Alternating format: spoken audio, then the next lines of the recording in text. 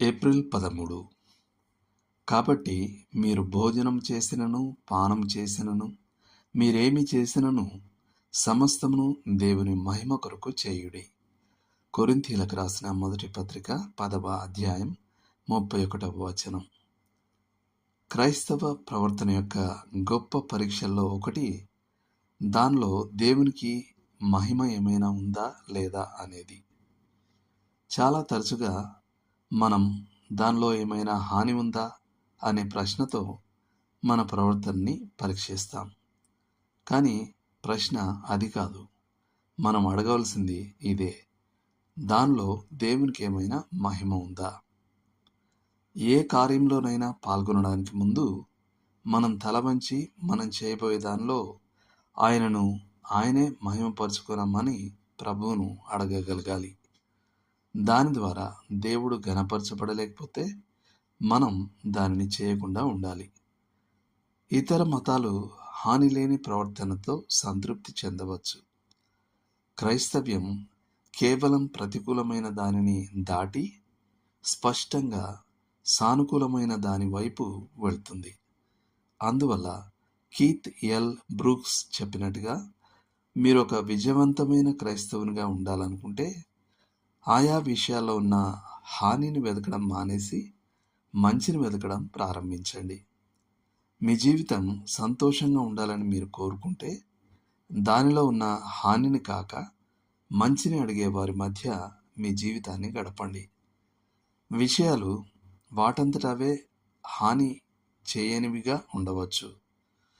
అయినప్పటికీ అవి క్రైస్తవ పరుగు పందెంలో మహాభారంగా ఉంటాయి.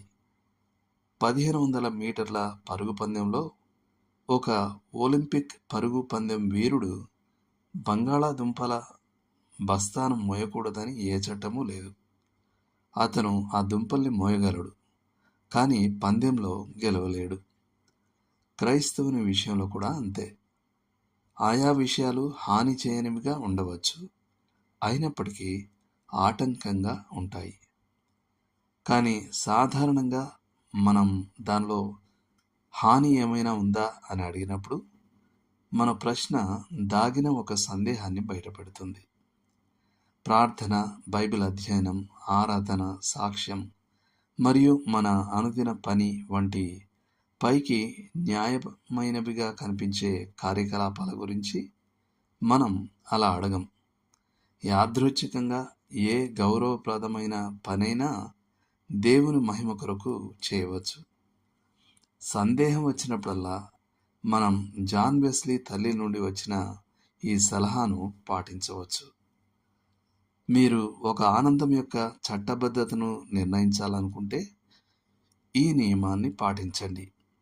ఏదైతే నీ వివేచనను బలహీనపరుస్తుందో, నీ మనస్సాక్షి యొక్క సున్నితత్వాన్ని దెబ్బతీస్తుందో, దేవుని గూర్చిన నీ గ్రహింపును మరుగుపరుస్తుందో, లేదా ఆత్మీయ విషయాల పట్ల నీ రుచిని తీసేస్తుందో, ఏదైతే నీ మనసుపై నీ శరీరపు అధికారాన్ని పెంచుతుందో అదే పాపం. దేవుడు మిమ్మల్ని దీవించునుగాక. ఆమెన్.